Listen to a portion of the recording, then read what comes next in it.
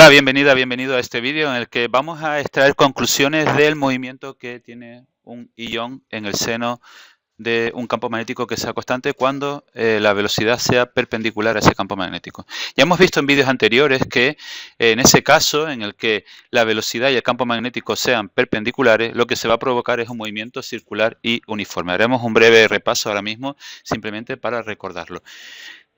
Un detalle importante, no se nos debe olvidar que aquí, como en general, estamos hablando de productos vectoriales y por tanto estamos obligados a trabajar en 3 dimensiones, es conveniente acostumbrarnos a esta nomenclatura, en el que cuando el campo magnético vaya hacia el interior de la pizarra, tal y como estás viendo, o hacia el interior de la pantalla de tu ordenador o de tu móvil, se indica con esa X que estás viendo ahí o esa aspa. Eso lo que está significando es que si la velocidad v va así, el campo magnético B va hacia el interior de la pantalla de tu móvil u ordenador, y para no tener que estar utilizando ese dibujo en perspectiva, siendo este ángulo de 90 grados, como acabo de decir, lo que se suele hacer es utilizar ese símbolo X. En el caso en el que el campo magnético salga de la pantalla del ordenador o de tu dispositivo móvil, en ese caso lo que se suele utilizar es un puntito o muchas veces un puntito con un circulito redondeado, redondeando ese puntito. Eso tiene que ver con lo que tú verías si lanzases una flecha que se aleja de ti, verías la colita de la flecha, en tanto que si ves una flecha que viene hacia ti, verías la puntita de la flecha por poco tiempo. Bien, entonces, estábamos diciendo que en el caso de que una partícula cargada penetre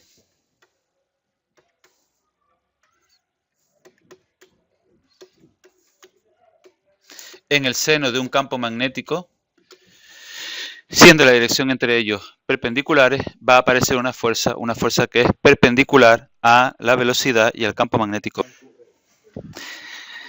Bien, sabemos que el vector que se obtiene como producto vectorial de otros dos vectores que se multiplican es perpendicular a esos dos vectores. De tal manera que en todo momento la fuerza magnética va a ser perpendicular al vector velocidad, y siempre que una fuerza sea perpendicular, siempre que F sea perpendicular a V, entonces la única aceleración que existe va a ser aceleración normal.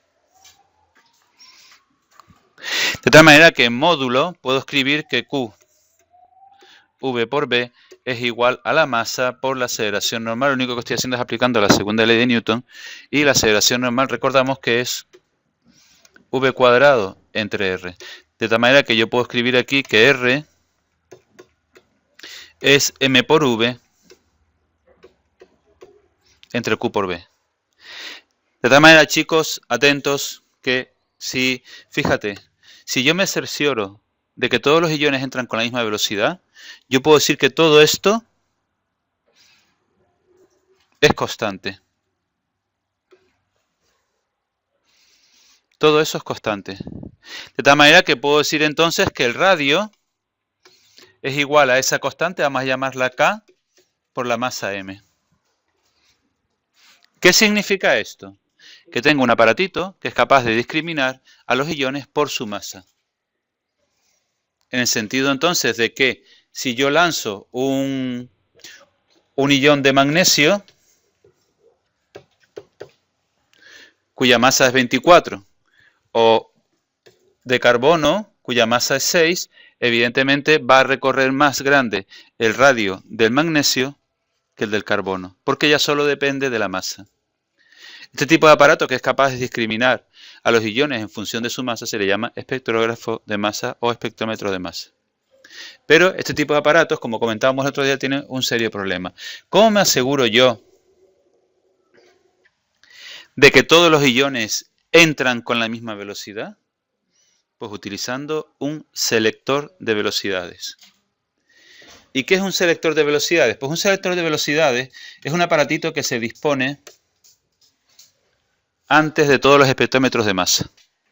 Aquí en este dibujo están viendo de una forma muy sintetizada y esquemática lo que sería el espectrómetro de masa. El espectrómetro de masa es esto que están viendo aquí. Y observen que la partícula de masa m2 describe un radio mayor que la partícula de masa m1, puesto que su masa es mayor, valga la redundancia. Y para eso me he tenido que asegurar que todas las partículas que entran por aquí, todas, llevan la misma velocidad, puesto que si no el aparato no funciona correctamente. Por tanto, siempre antes de un ciclotrón va a haber este dispositivo que les voy a remarcar ahora mismo, que se llama un selector de velocidades. ¿En qué consiste un selector de velocidades? Mira, un selector de velocidades no es sino un condensador plano paralelo. Vamos a hablar un momentito de los condensadores plano paralelo. Bien, un condensador plano paralelo, ya conocido por todos nosotros, no es sino un dispositivo que consta de dos placas separadas a una distancia muy pequeña. En general, la distancia entre ellos suele ser bastante pequeña, y de tal manera que en una de las placas tiene carga positiva y en la placa que tiene justo enfrente tiene la misma carga negativa. De tal manera que ya hemos visto varias veces, chicos, ¿qué pasa cuando yo aquí en el interior de este condensador coloco un coulombio? Y por tanto estamos hablando de intensidad de campo electrostático. Pues ¿sabes lo que pasa? Que esta placa que es positiva lo repele. Campo E creado por la placa positiva. Y esta placa que es negativa lo atrae. Campo E creado por la placa negativa. Es decir, que si yo coloco un coulombio en el interior de un condensador plano paralelo, tal y como estábamos esperando, aparece una fuerza que se representa con ese simbolito E, porque recordemos que la E no es sino fuerza por unidad de carga, que se llama intensidad de campo electrostático en este caso, que va de la placa positiva a la placa negativa. Dicho de otra forma, lo que te estoy queriendo decir es que para todas las cargas positivas que tú coloques aquí, todas las cargas positivas notan una fuerza que va de arriba abajo. En tanto que todas las cargas negativas que tú colocas aquí, todas ellas notan una fuerza que va de abajo arriba. ¿Y cuánto vale esa fuerza? Pues esa fuerza vale la carga por el campo electrostático. ¿Y cuánto vale el campo electrostático en el interior de un condensador plano paralelo? Pues para eso bastaba recordar que el campo creado por una placa valía sigma entre 2 epsilon sub 0. Y como yo tengo aquí sigma entre 2 epsilon sub 0 de la placa positiva más sigma entre 2 epsilon sub 0 de la placa negativa, al sumarlas, puesto que van en el mismo sentido, al sumarlas, chicos, nos quedaba sigma entre 2 epsilon sub 0 más sigma entre 2 epsilon sub 0, pues la suma, como se pueden imaginar, un medio más un medio me da 1. Sigma entre epsilon sub 0. Por eso hemos dicho en las semanas pasadas que el campo electrostático en el interior de un condensador plano paralelo vale sigma entre epsilon sub 0. Una de las características importantes de un condensador plano paralelo es que el campo electrostático en su interior es constante y vale sigma entre epsilon sub 0. Pues bien, ¿qué pasa si yo tengo ese condensador y voy a lanzar? Vamos a lanzar una carga que sea positiva. Acabamos de decir que la placa superior era positiva y la placa inferior negativa. Si yo lanzo esa carga positiva con una velocidad v, ¿qué le va a pasar? Fácil. Sobre esa carga va a actuar una fuerza F que vale Q por E, tal y como acabo de escribir, que está apuntando de la placa positiva a la negativa. Luego esto se corresponde con un tiro horizontal. No es sino el movimiento, exactamente el mismo movimiento que harías cuando tú lanzas el boli por la mesa y abandona la mesa, y sobre ese boli está actuando el peso. Cuando estaba sobre la mesa también estaba actuando el peso, ojo, pero estaba compensado por la fuerza normal. Pero una vez el boli queda en el aire, el peso ya no tiene fuerza que le compense y hace que el boli haga este tiro horizontal. Exactamente igual que lo que está pasando ahí con esa carga positiva. Esto que estoy contando para las cargas positivas si la carga en vez de ser positiva fuese negativa, sería exactamente igual, pero evidentemente lo que pasa es que llegaría a impactar con la placa positiva. Y es evidente también que va a depender de la velocidad. Es decir, los iones que entren con más velocidad impactarán más lejos y los iones que entren con menos velocidad impactarán más cerca. Pero todos, si el condensador es lo suficientemente largo, que lo son, todos acaban o bien impactando en la placa positiva o bien impactando en la placa negativa. Como el tema del selector de velocidades no depende de si la carga es positiva o negativa, es decir, es indiferente del signo de la carga, vamos, por ejemplo, a suponer que las cargas son positivas. Mira, si las cargas son positivas, tal y como te acabo de indicar,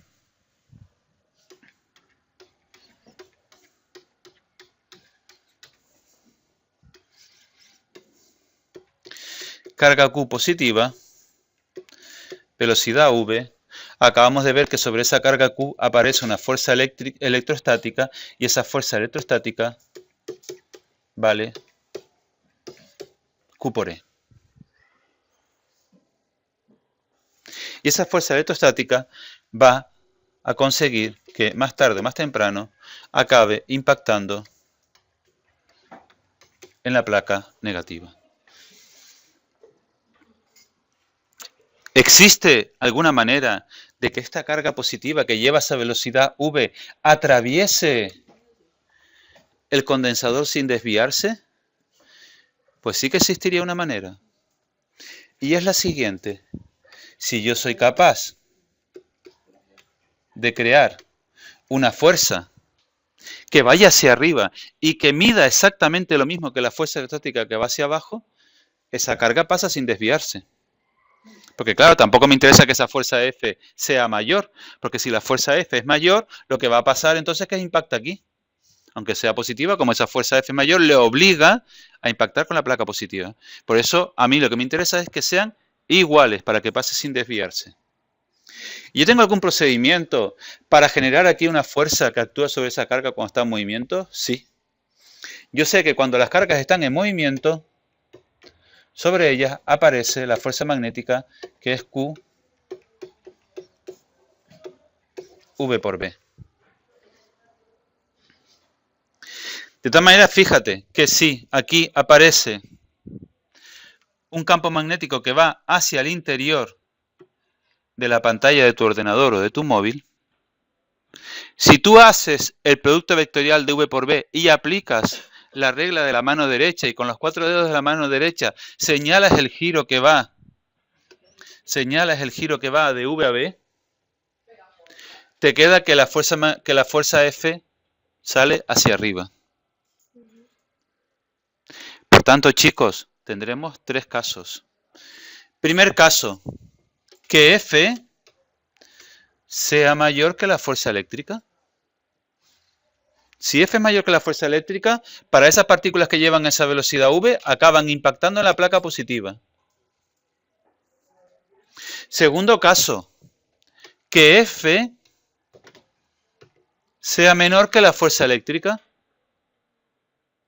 En ese caso es la fuerza eléctrica la que está ganando y por tanto esas partículas acaban impactando con la placa negativa.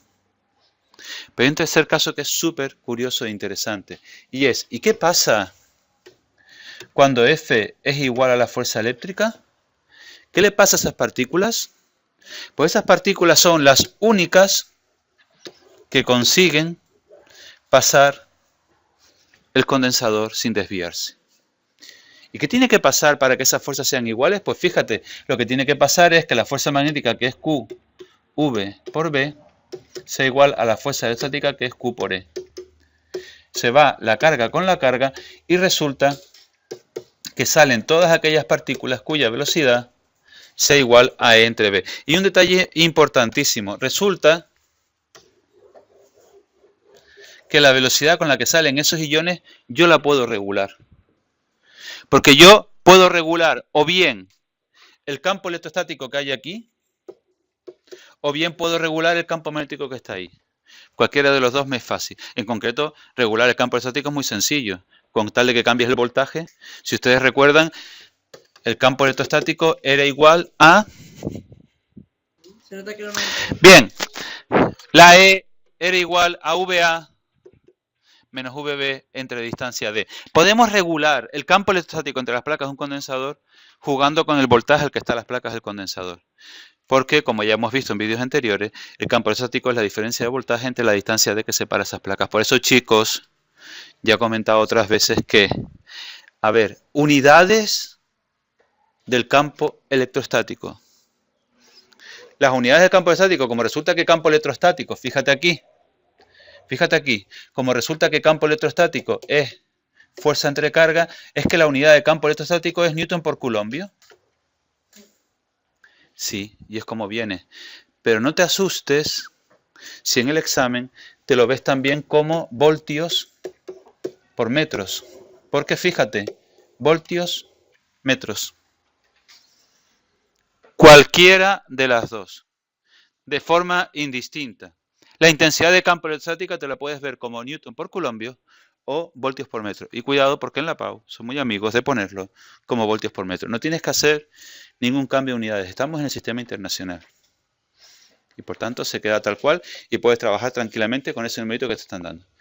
Pues bien, ya sé cómo va a funcionar mi espectrómetro de masas.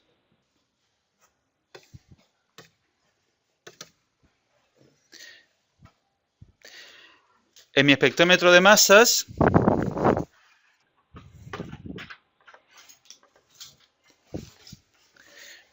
ya me aseguro cómo entran aquí. Ah, ya, vale.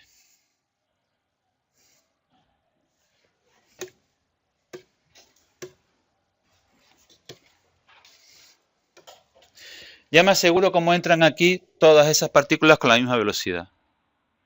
Y es que previamente hay un selector de velocidades que no es sino un condensador plano paralelo que tiene el campo magnético y el campo electrostático cruzado.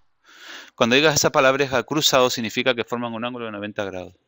Y en ese caso todas las partículas que salen, todas, tienen esa velocidad que vale E entre B. Y por tanto así me aseguro de que el espectrómetro de masa funciona correctamente.